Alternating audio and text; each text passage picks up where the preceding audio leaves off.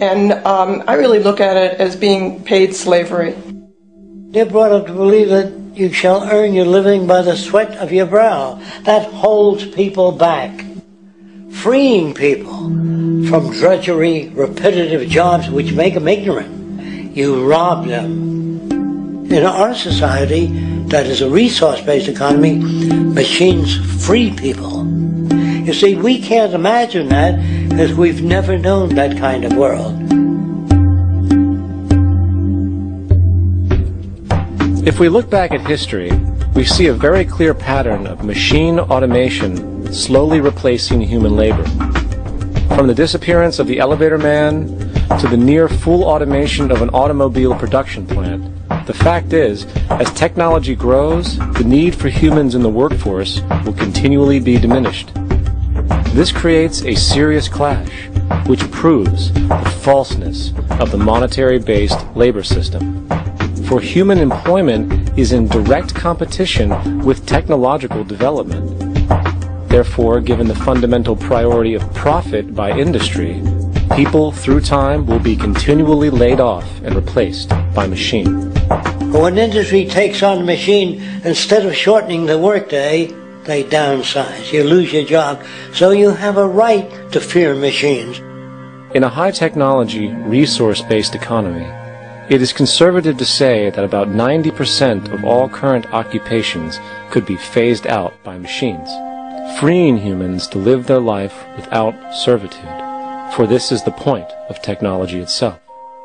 And through time, with nanotechnology and other highly advanced forms of science, it is not far-fetched to see how even complex medical procedures could be performed by machines as well, and based on the pattern, with much higher success rates than humans get today. The path is clear, but our monetary-based structure, which requires labor for income, blocks this progress. For humans need jobs in order to survive. The bottom line is that this system must go, or we will never be free, and technology will be constantly paralyzed.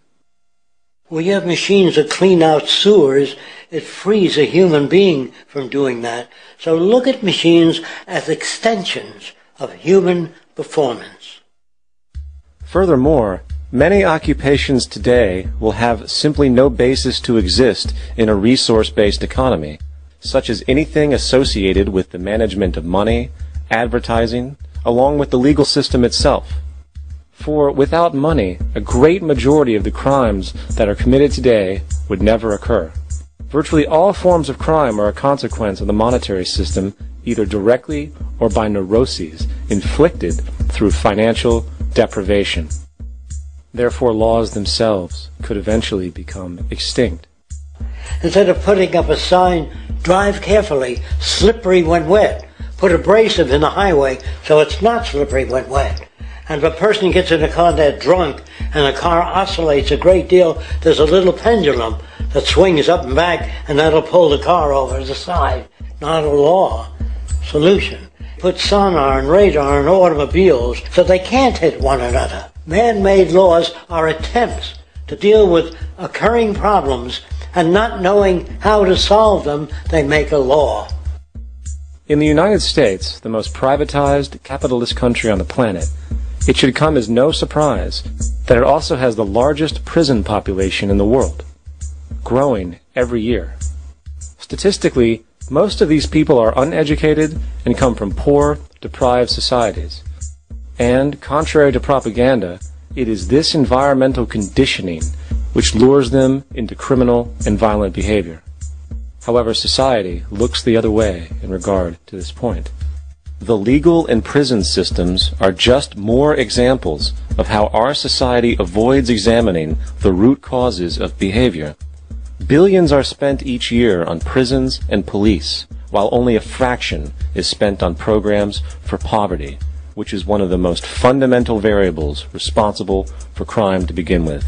And as long as we have an economic system which prefers and in fact creates scarcity and deprivation, crime will never go away.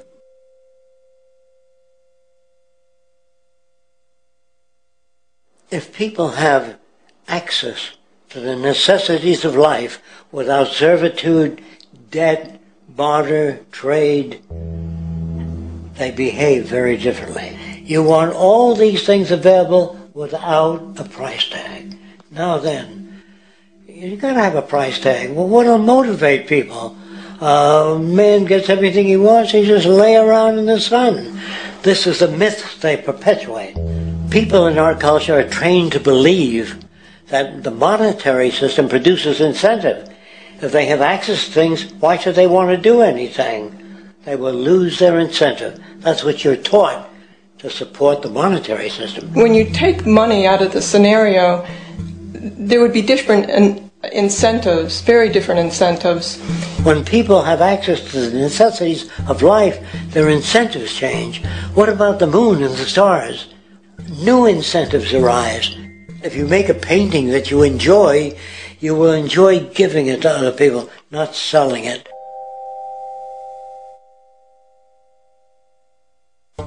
I think most of the education that I've seen today is essentially producing a person for a job. It's very specialized. They're not generalists. People don't know a lot about a lot of different subjects. I don't think you could get people to go to war if they knew a lot about a lot of things. I think education is mostly rote, and they're not taught how to solve problems. They're not given the tools, emotionally or within their own field, of how to do critical thinking. A resource-based economy, the education would be very different. Our society's major concern is mental development and to motivate each person to their highest potential. Because our philosophy is the smarter people are, the richer the world, because everybody becomes a contributor. The smarter your kids are, the better my life will be, because they'll be contributing more constructively to the environment and to my life, because everything that we devise within a resource-based economy would be applied to society. There would be nothing to hold it back. Patriotism, weapons, armies, navies, all that is a sign that we're not civilized yet. Kids will ask their parents, didn't you see the necessity of the machines? Dad, couldn't you see that war was inevitable when you produce scarcity? Isn't it obvious? Of course the kid will understand that you were pinheads, raised merely to serve the established institutions. We're such an abominable, sick society that we won't make the history book. They just say that large nations took land from smaller nations, used force and violence. You'll get history talked about as corrupt behavior all the way along until the beginning of the civilized world. That's when all the nations work together. World unification, working toward common good for all human beings, and without anyone being subservient to anyone else. Without social stratification, whether it be technical elitism or any other kind of elitism, eradicated from the face of the earth. The state does nothing because there is no state. There is no state. The system I advocate, a resource-based global economy, is not perfect. It's just a lot better than what we have. We can never achieve perfection.